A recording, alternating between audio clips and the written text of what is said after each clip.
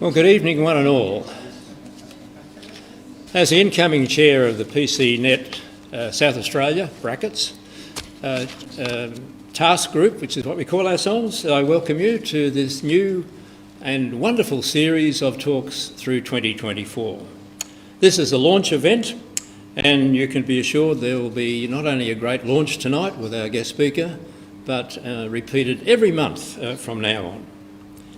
The program is called Progressive Christianity Forum, which is a break from our previous titling, and the subtitle is Where Faith Intersects with the Critical Issues for the Church and the World. The change of the title and format for this year, if you came last year, you'd be aware we had a different title, and our format was in some cases very concentrated. We had weekly events repeated several times. We've reflected on this and decided to go with a different plan this year, which indeed shows that our committee is indeed progressive. We have adjusted to the circumstances. There'll be an event in this series every month on the first Thursday of the month. Now that's a very easy way to remember. First Thursday of the month, be here at 7 o'clock. And if you've got one of those smartphones that allows you to plan ahead your year and enter the date, just put in first Thursday of the month, PCNet, and you can't forget. And I'm sure nobody's forgotten tonight, and everybody is here. Thank you for coming. We have a diverse slate of knowledgeable presenters whose task will be to challenge you and to inform you. So don't miss the opportunity to hear these voices. In many ways, the voices you hear in this place at this time are often muted or denied in what is seen to be by the public as the position of Christian churches in Australia. We would like to think there is room for plenty of diversity in the way the church speaks to the community. At the end of last year, our task group farewelled two members of long standing. That doesn't sound good, who'd been around for quite a while. David McCurdy was one. He had been our chair for the last 7 years, which well and truly exceeds the time that I have been on the task group. And the other, of course, was Norm Harble, who would be known, I suspect, to all of you, someone who's been instrumental in progressing the progressive network in South Australia, and a fine teacher, well known by many people throughout the Christian community. We had hoped to have Norm here today to have a little presentation. I'm sorry there are no gold watches either for David or for Norm, but we would certainly like to see Norm's service recognised by making him a life member of our task group. It pales into insignificance beside a gold watch, but for all that, it's something we'd like to have done. In the absence of Norm, I will invite David as our exiting chair, retiring chair, and my predecessor, to hold up Norm's certificate and say a few words perhaps secure in the knowledge that Norm will be seeing this either by remote control, and I have been remiss in not welcoming our people who are watching this through live streaming, that they in turn, as well as you, will be at least able to hear what David says and see the certificate, and we hope that Norm is equally able to do so. So I will pass over to David, and after the presentation of this, we'll welcome our chairman for the night, who is Jonathan Barker. Thank you, David.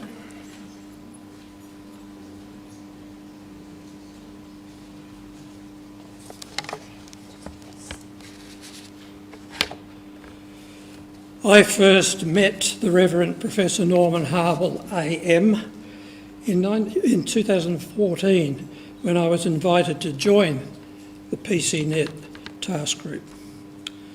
A seminal moment in our relationship remains very clear in my mind. It occurred during one of our annual planning days. We were canvassing ideas for our future program when someone mentioned the University of the Third Age. Norm immediately jumped in and suggested a seminary of the Third Age, to which I replied, yes, and you could be the seminary head. And so Sem 3A, as we come to call it, was born in 2018. Over its 6-year history, Norm has contributed some 9 presentations on a diverse range of topics, including the God factor, the interpretation factor, the trauma factor, perspectives on being progressive, searching for an authentic spirituality of creation, the relationship between faiths past and present, and finally, First Nations spirituality. As you all know, I think Norm is also a prolific author. So along with these presentations, PCNet has also hosted the launch of several of his books. I would often act as Norm's chauffeur after task group meetings and SEM 3A sessions. During our journey up the hill to Kalira, I enjoyed our informal conversations in which we both got to know each other better. I was particularly fascinated to learn of his colourful history in the Lutheran Church. And I'm now enjoying reading his book, Why on Earth Are You Still a Lutheran? Memoirs of a Heretic. And in my copy, which Norm has kindly signed, he's also written 2 words, I recant. Typical Norm. All of us in the PCNet task group have valued Norm's insights, his creativity and good humour, and his friendship over our time together. Norm decided enough was enough at the end of last year and decided to retire. And in recognition of his major contribution to our efforts in advancing the cause of progressive Christianity, we have made him a life member. And this is the certificate that I was going to give to him tonight if he was here, but I'll be happy on your behalf to take it up to him and deliver it in person. Thank you very much.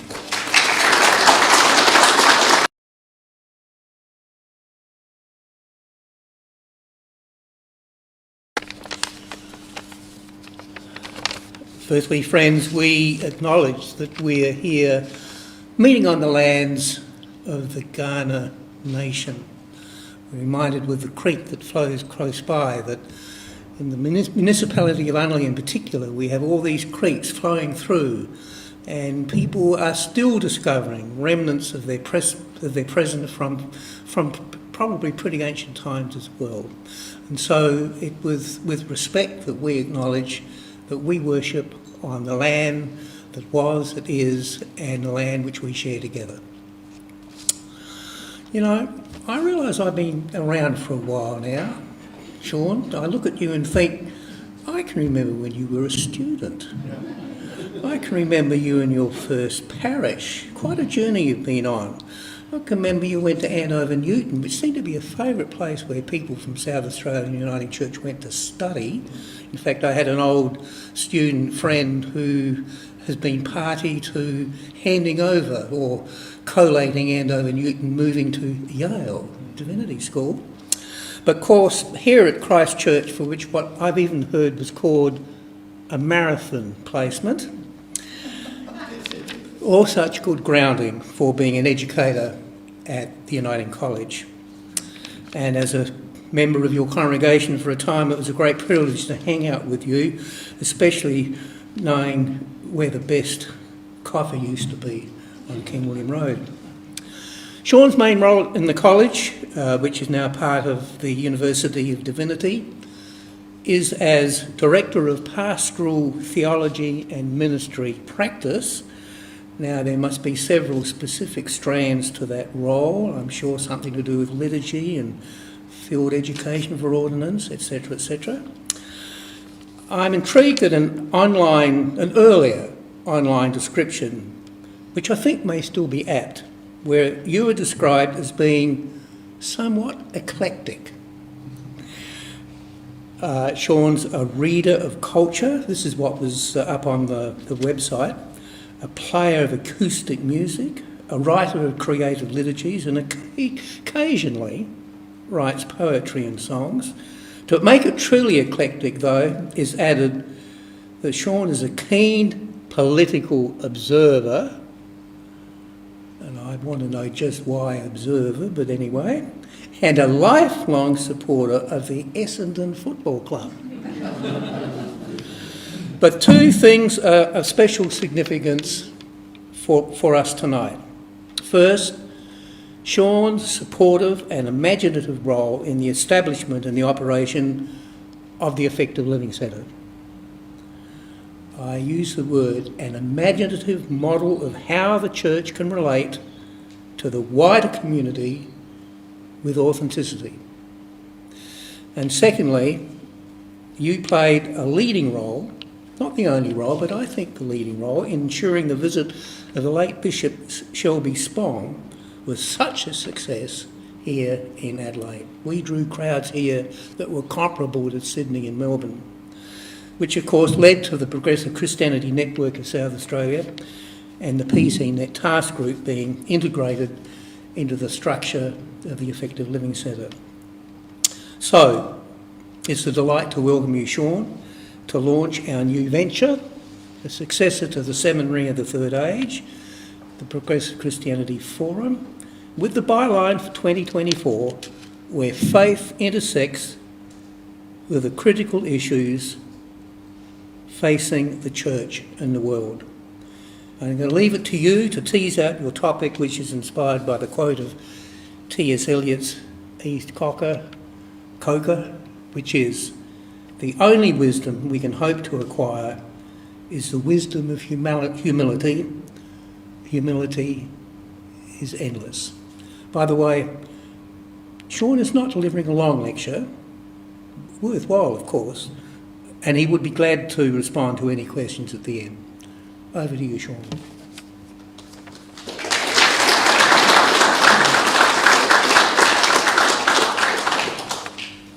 Thank you for that welcome. It's somewhat overwhelming always to return to this space and to the people that I so dearly love. Let me also add my acknowledgement that we meet and we live on Kaurna land, never ceded, and yet a certain generous hospitality is offered to us continually. And so we pay tribute to elders past and present. And as we often say in church communities, we yearn, we pray for reconciliation, and that there be a greater sense of justice and equality, and a greater sense of giving back. So it's a delight to be here. I've got two colleagues here with me tonight, Rosemary Dewhurst at the back, and Toa, where are you, man? So Toa studied at Andover Newton as well. Toa's a new lecturer in theology and history at Uniting College, and he's just a delightful colleague, and it's so great to see you here. And how about this, a history of Christchurch? This was handed to me this evening. This is such a delight to have in my hand. So I'll enjoy this, I'm sure. And because I'm going to begin with a reminiscence, if you'll excuse me, but I really need to not just be nostalgic, but I just want to call to mind to something before I make my way into our topic for this evening. Because it was here at this lectern, this very lectern, nearly 30 years ago, amid my induction into the Christchurch community as its Minister of the Word, I offered a brief, but I'd have to say it was a faltering word based on Psalm 131, in part which reads, "I do not occupy myself with things too great and marvellous for me." I do not occupy myself with things too great and marvellous for me, but I have calmed and quieted my soul like a weaned child with its mother. Like a weaned child. Now, all of that you may think was harmless or benign. Well, you might want to think or imagine again. The context of my being here was such that this community had been waiting nearly 2 years for me to arrive back from graduate study, and indeed at Andover Newton, a study sojourn to the US. Expectations of my yet unknown abilities were high. I mean, it was on the grapevine that I had some kind of giftedness or talent, but no one kind of knew for sure. Which reminds me of a time when I was actually in the bush in New South Wales in a place called Coolabah, and I'd come from Melbourne, and I'd played a reasonable grade of cricket, but nothing spectacular. But the message was from the locals that here came a person who'd tried out for the state. And so I was going to rescue the local, competition from its mediocrity. They found out pretty quick I wasn't the person they'd hoped. So there's a certain analogy here between my arriving at Christchurch and my so-called cricket ability. So expectations were high, and they were driven in part, and I hope this is not a pejorative, by a gaggle of retired ministers of no small influence within the life of the SA Synod. For those who knew this community then, you might call to mind some of the people I'm talking about. And some of them are still with us. In fact, a semi-autonomous group known as Beyond 2000, this is how dated this reminiscence is, had formed around an ex-moderator, and I was to be a major and pressing agenda item for the next meeting. In sum, tell us what your vision for Christchurch is and where you are going to take the community into the new millennium. Now, little did they know or seem to care that I had no idea about who or what Christchurch was at that time. And although more problematic was my public confession of cultural dislocation and confusions. I was homesick for Boston, missing surrounds and close friends. And so I didn't create good first impressions, and that perhaps is an understatement. I don't know if that all made it into the history or whether that's just my sort of redaction. Why am I telling you all this? I do not occupy myself with things too great and marvellous for me. That was my beginning point. My premise being then, and I'd have to say now, that only from places of relational dependence and vulnerability did I think that anything could arise out of my own pastoral imaginings and actions. And there is always needed places and spaces for searching contemplation. That was my conviction. And I stated it as such. Well, I'd have to say that such theological and prayerful convictions, eloquent as they might have been, didn't go over too well.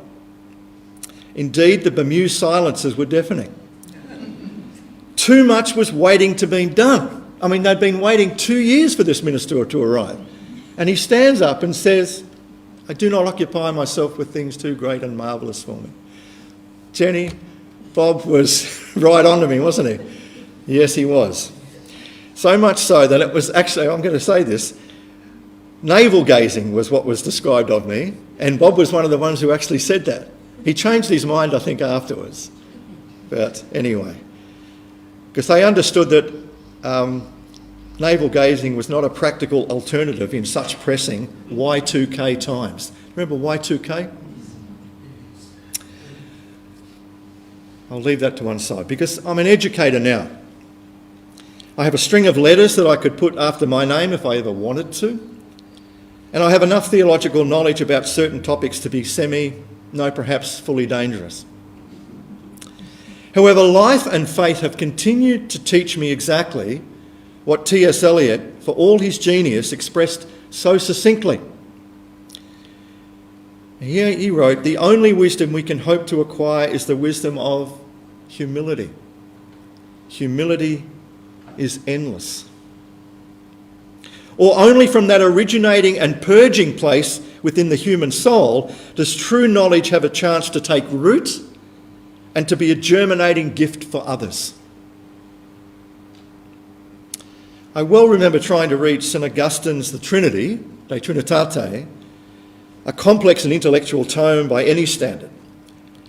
Yet early in Book 1, I stumbled across what I have now come to know and trust as a litmus test for all great theological musings, and all manner of theologians for that matter.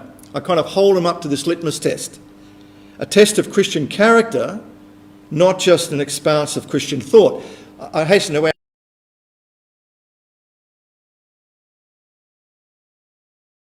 introduction to this incredible tome.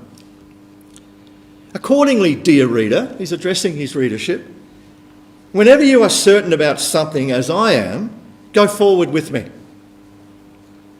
Whenever you stick equally fast, get stuck in the mud, seek with me, search with me.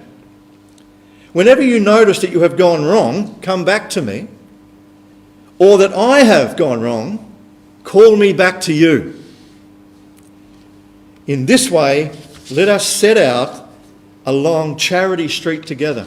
Caritas, the word is used there, the street of love. Let us set out on that street together, making for God, of whom it is said, seek God's face always.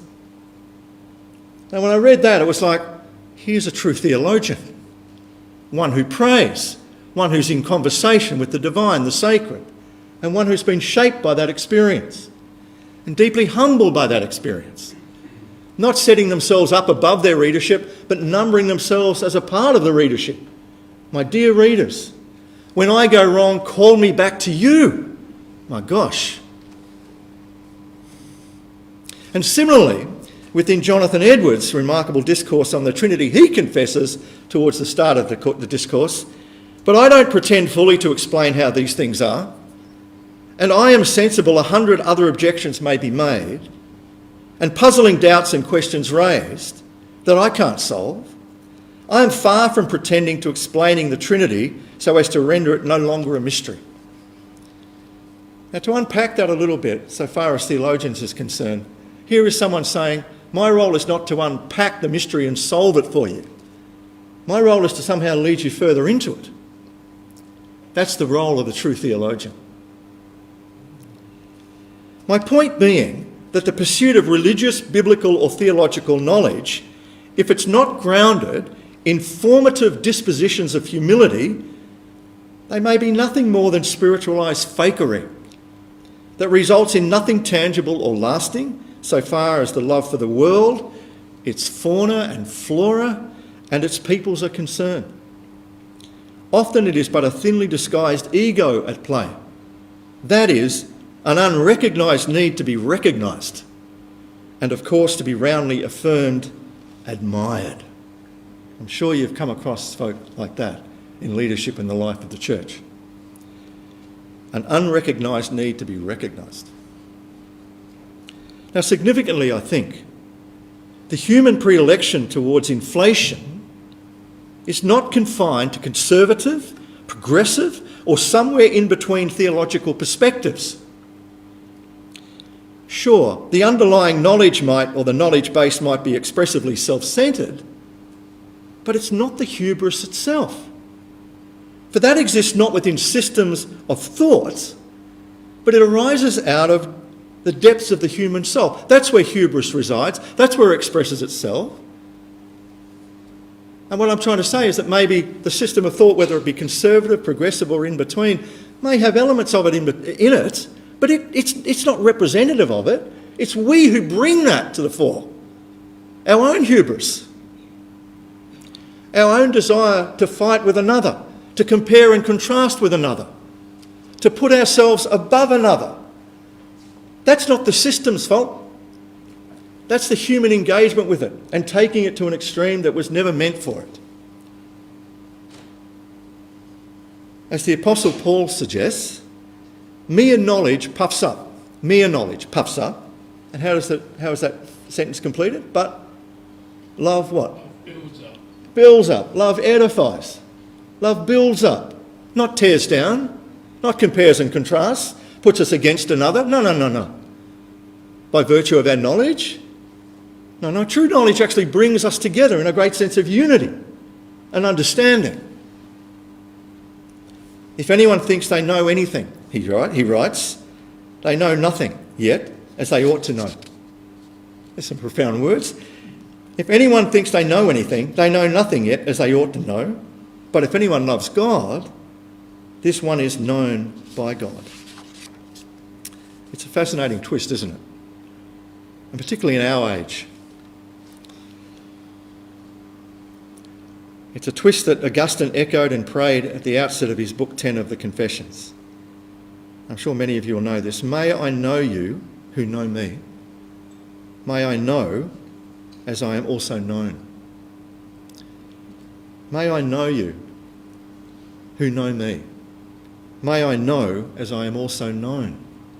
So the knowledge base here arises out of the grace of relationality, not mere intellectual fascinations or accumulations.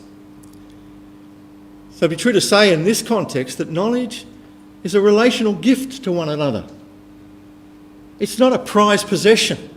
It's something to give graciously and generously away, to share as that which builds up, which edifies, not which separates and divides. A self-giving that transcends mere cognition and indwells in the human breast as but nous. What a great word that is, nous. My dad used to use that a lot. Have some nous, Sean. Have some wisdom, mate. Have some thoughtfulness. It's a great word. You know, it's translated in the New Testament as mind, but it's a far deeper word than mind. It filters down into the heart. Have some nous. And grounded wisdom. Indigenous peoples have always known this. For as they live more deeply into ternary worlds, in other words, non-binary worlds, there is no need for separating that which co-inhabits naturally and actively. Mind and heart, heart and mind, God and humanity, humanity and God. The human affections, in other words, that sacred meeting place and capacity of soul which moves us further into the undivided, though costly ways of life and love. I'm not wanting to diminish the costliness of this path, by the way. To hold that tension of difference and unity. To traverse a middle line between us and them, and to somehow be a reconciling presence in the midst of that is a great gift. It takes a lot of temerity, it takes a lot of patience, it takes a lot of courage. But as I understand the self-giving of Christ, that's exactly what he did. And his gesture, if you like, the sacrificial gesture, as the great ancients said, is the holding, the tension between this and that, and holding it as one, and holding it in his body. So I'm not talking about sacrificial atonement, I'm just talking about the symbol of it. Holding things together that somehow are naturally divided, but holding them in himself and saying, look unto me. Well, that is the way to live. That is the way to self-give. A costly way of life and love. One of the things that I say to newbie and even experienced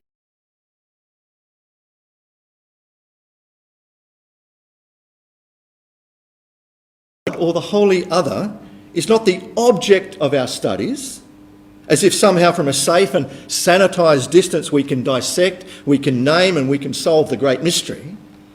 No, rather God would hopefully remain a desired for subject, not object, but subject, as elusive and ambiguous as that may be at times for us.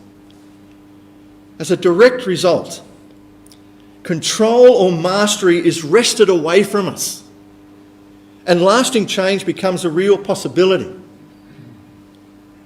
quoting Winton in the context of his own reflective walk of discovery at sea's low tide, he says, when you observe long enough, the subject of your gaze seems eventually to respond. When you gaze long enough, or when you observe long enough. Or perhaps it's you, the viewer, who has changed. Something has stuck. Something in the end is going on between you and it. Encounter. Encounter.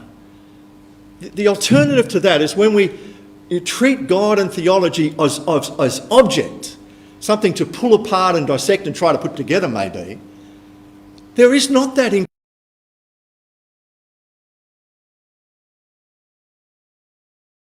fly under a microscope and sort of pulling it all to pieces rationally and so forth, cognitively. It's a very different matter to be in a place of encounter. And for Winton, if you know that short story, and it's in his memoir, The Boy at the Window, I think it's called, he's talking about shellfish, he's talking about crabs, he's talking about small little objects that are subjects. And he's wanting to say, that's where a relationality begins with the created world, rather than objectifying it, seeing it as a thing for our exploitation and our sort of dominance. Creation is a place of encounter continually between the macro and the micro, the large and the small. It's deeply humanising, which paradoxically is deeply divinising. It brings out the divine in us. It brings out beauty within us and hope and goodness. When you observe long enough, the subject of your gaze seems eventually to respond. Or perhaps it's you, the viewer, who has changed. Something has stuck. Something in the end is going on between you and it. Theology at its best, then, is not yet another form of ideology or human constructionism. And it often lands in that place, unfortunately, as yet another ideological sort of position or another construct. Rather, theology is a body of responsive words to the encounter. And they're often poetic because you can't capture it in prose. It's like when you just cry, glory, holy, beauty. You have to do something with that. It's more than just being prosaic with it. So the great poets have something to say to in this age. It comes to us in tactile symbols and gestures, arising out of encounter with the radiant subject of our spiritual and intellectual longing. And I'd have to say, in my experience, that may just be a glimpse or a glance, or as T.S. Eliot says, a hint half guessed. What a beautiful turn of phrase. A hint half guessed. Many of you here would know of or remember Father Dennis Edwards. Would that be true to say? Truly saintly man, a wonderful human being. And he was supposed to supervise me or to direct me at a retreat that I was taking many years ago now, and he was most apologetic. He got his dates mixed up, but he did meet with me subsequently, and I talked about something of my retreat experience with him. And really, it was somewhat incidental. It might have been about a magpie warble that caught my imagination and my attention. And he said to me, Sean, that might be it for the rest of your life. A glimpse, a glance. Bottle it. Keep going back to it. Like, God is not on tap. So treasure greatly the moment, the glimpse, the glance.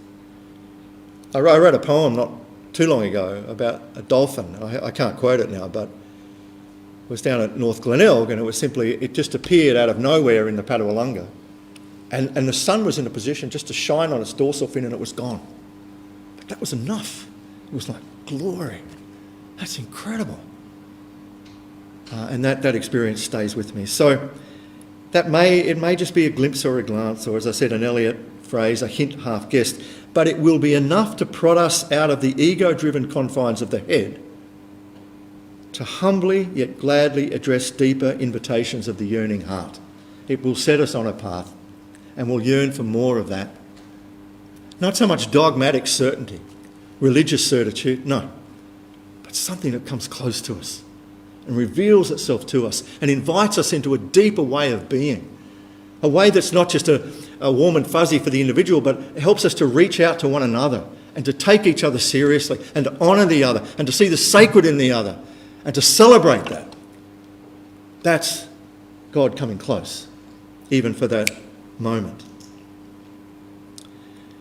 The poet Hilda de Min, who Mark Burrows introduced this community to in 2010, said it better than most.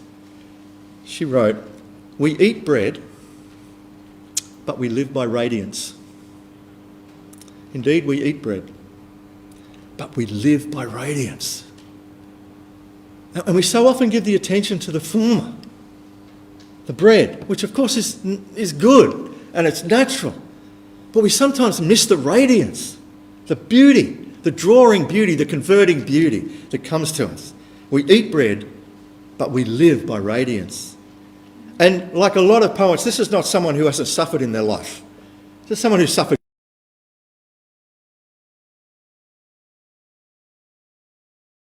Her the spark of imagination, of love and of wisdom to take her on into the future. Radiance, light, beauty, goodness. And then there is the ever-reliable Wendell Berry. I could hardly ever give an address like this without quoting Wendell Berry, who very simply yet profoundly suggested, we live by mercy if we live. How about that one? We live by mercy if we live. That is the trajectory. That is the call to live merciful lives. Because that's when we live. That's when we come alive to something. So friends, as I contemplate the 10 Progressive Christianity Forums planned for 2024, I trust that in their own unique forms and ways, your conversations will be born out of and sustained by a searching sense of inquiry, albeit humility. Not as a doormat humility, but just as an openness of spirit and soul. Because then your explorations will have real chance of being genuine catalysts for change in the church and in the society we live in your family, in your community, in the wider world. For that is what I understand progressive Christianity to be about. I'm not sure I could have said this 20 years ago when PCNet began, but I now see it. And that is, it's a movement of openness and curiosity. And yet, it's a proportional path of relinquishment and self-emptying. So along with the exploration and the curiosity and the aha moments, proportionally there are, I need to let go. I need to see something new. I need to be challenged again. Relinquishment and self-emptying. Thus, in all, a way of revitalised Christian love and goodness that's freely at play within the world. So I'm going to finish there and maybe take some questions, and then I'll officially launch the 2024 program. But I'm happy to have some questions or just points of clarification or push back with me, that's fine. I'm just happy to speak to you. Thank you, Sean. Any questions need to be spoken to the microphone because this is your question. So is there someone who has a question that I'd like to ask Sean to follow up with? This is not the kind of event where you make the point, we're not hearing just ideas tonight. We hear the kind of sense and feel and kind of being moved. So this is not the kind of event where we go into a discussion.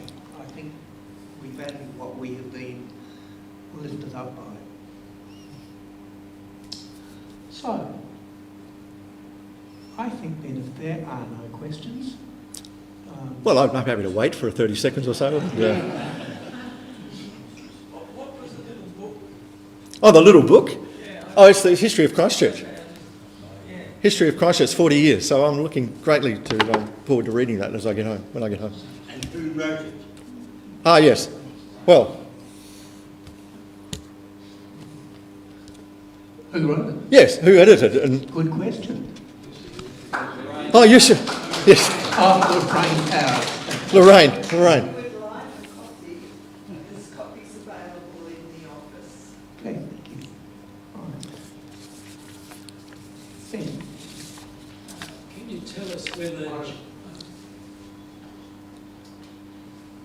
Can you tell us whether John Spong is still influencing your attitudes or approaches to Christianity? Yes, when he was here the first time, there was a lot of stuff going on and a lot of ridiculous accusations being made about him, and because my experience of him as a person, and I'll come back to that, was this was a thoroughgoing gentleman and Christian. And New Times ran an article, the Uniting Church paper ran an article on him, where he was interviewed and he said he's intoxicated by God. So he wasn't someone trying to rationalise God out of the picture. He was trying to get back to core experience of the immediacy and yet the transcendence of God. And he knew the transformation that wrought in his own life. Just the language he used was one of, at times overly critiquing, I think, but I think there was a time where something of that deconstruction was probably necessary, but as time went on, it probably wasn't so necessary. But can I tell a story about him? And it just emphasises what his influence or his inspiration or his mentorship was. That I travelled over to the US in 2009 with my older daughter, Peri, and we stayed with the Spongs overnight on our way into New York City. And Christine, his wife, drove us down to a station, and we came back to that station, and we came back for dinner, and Jack made us, I wanted to get on the road, and he made us dinner. Like, he made us sandwiches and packed it for us and handed it to us and said, "You'll need food on your way home." So we're talking about a generous human being and maybe a controversial figure. But I guess it's the point I'm trying to make. We often want to separate. We want to divide that which is really undivided. So, okay, he had some controversial things to say, but he was a thoroughgoing Christian. And I think that's, and a generous giver of himself and of life. So that's how I remember him. I'm not an avid reader of his material anymore, but what stays with me is his person and the way he embodied his faith. So I hope that answers your question to some degree. Yeah. But, I guess I'm reminiscing a bit, but I look back on that, it was 2001, July 2001. David Carter, Nan Kerr and I didn't really know what we were doing, but we hosted him. And thankfully the ELC had just been established. And I just remember Clayton Wesley was so full we had to turn people away. And then following his visit in the next year, we had Sunday evening gatherings here, and literally 100 people for 6 weeks came in through these doors for soup and bread and discussion. So it scratched an itch. As time has gone on, maybe that itch isn't so deep, I don't know. But I just knew at the time this is unbelievable and phenomenal. And that many people were yearning for someone who would speak with a certain clarity. And even in this congregation, the Reverend Nan Kerr ran a course called Karugma. And it's almost a thing of folklore, I don't know if it made it into the book, where they were out into the room 1 and 2 here, and Nan was leading the study, and Nancy Harris was a long-term member of this community, and she just cried out, and it wasn't her nature to cry out. She said, "We've been hoodwinked all these years." Because repeated clergy had not actually been honest enough to say there are critical issues at play in the reading of the scriptures. So there was a certain anger, indignation, that somehow that what was considered by clergy to be protective was actually paternalistic and condescending.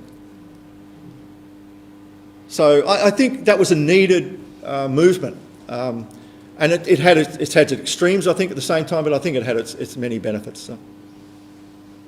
That got me going on that one, didn't you?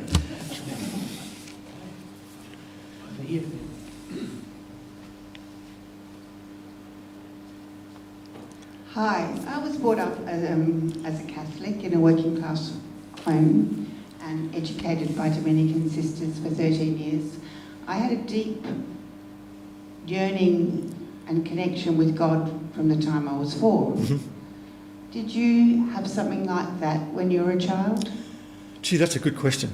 I've never been asked that. I wrote about it in my thesis, and I was almost embarrassed to write about it. Because there was a certain visitation. It's hard to talk about these things, particularly in a rational society. and a calling in the midst of that visitation. I'm actually moved by it. I didn't fully understand it. I didn't quite believe it. And it was only in latter years as I reflected upon it, and often in times of doubt, that I recall that experience. And I still do when I'm feeling utterly barren, and go, wow, that was real. You know, I don't know what real is at that level, but yeah, there was a sense of presence, a physical presence, and a sense of beckoning. Thank you. Mine's not a question, Sean. I just wanted to comment on what people just asked about, what you've said, and what people asked about John Shelby Spong. Because in the ELC we have videos of him talking here. Yes. And we have just been talking recently, some of us, particularly Kim, about changing them to a DVD so people can look at them again. Sure. And so we're in the process of doing that. Okay. So they will be available here for people to borrow in about a month's time. They're actually being done at the moment. Okay.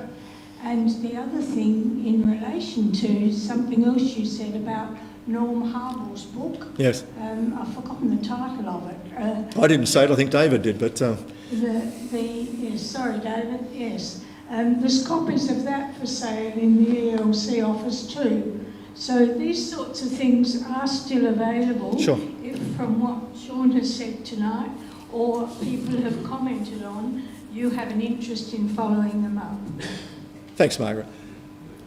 And, you know, I mentioned Mark Burrows in passing in my paper. Got his too. Yeah, no, if there's some recordings of his, a presentation he did, one here on a Friday night, I will remember in 2010, I think when he was quoting Hilda de Min, it was just startlingly good. So, great resource. We have that one as well. Yeah, how lovely. Please. I think we're actually coming to the point where we actually have to do something official. Yes. And it's called a launch. Well, if I had some champagne bottle, I'd sort of smash it or something.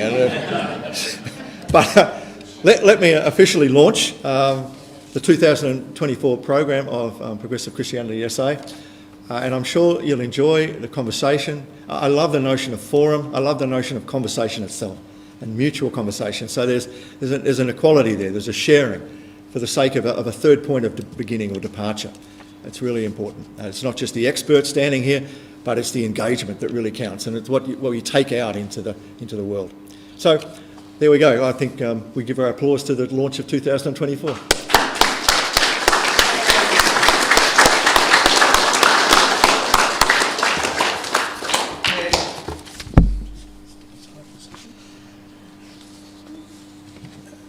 And I think we can also do a special clap for Sean for what he's given us tonight.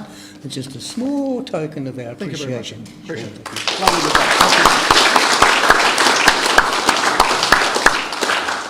Just as Don comes up to sort of invite us to continue with our supper and our cheese and nibbles, just a couple of little events coming up we'd like to promote. One is that the neighbouring church from here at Unley is having on Ash Wednesday a lament for violence, which we would like to commend to you. There are leaflets about that on the table in the front. Please take them. And also, we have gone back, or continue to have something we haven't done for a while, partnering again with the Unley Uniting Church in having a Lenten study, and this year it's on the theme of power to enslave or to liberate, and of course, so much central to the passion of Jesus, and we would like to commend that to you, so please take a flyer.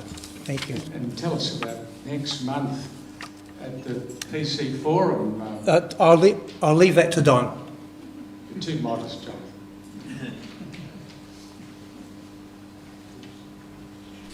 We seem to be having a parade of speakers here. I have just two things to say. One is to, well, I suppose three. One is to thank Jonathan and most particularly Sean for so effectively launching our series. A great presentation tonight, very thought-provoking, and it really indicates the sort of quality we'll be experiencing through our series this year. The next presentation will be on, remember, the first Thursday of the month, March the 7th, and our very own Jonathan Barker will be giving that presentation. And the topic I have sounds as if it's the most amazing one of humanity faces. Critical issues facing the future of humanity. So that surely will be tickling or scratching a few itches, I think was a term that Sean used. So please put that in your diary and come along, be prepared to be challenged. And the final announcement is, no, there is another announcement. March the 8th is a Friday. First Thursday is March the 7th. That's what I said, didn't I? March the 7th? March the 7th is the date anyhow, the first Thursday. And the only other thing to note is that next door, if you were late coming you wouldn't have seen it, there are drinks and nibbles, there are plenty of supplies. Hang around, talk amongst yourselves, argue amongst yourselves if you wish. That's the point of these sessions, to expose diverse points of view and perhaps go away a little broadened in your outlook and a bit wiser as people. So please join us and celebrate the launch of our events.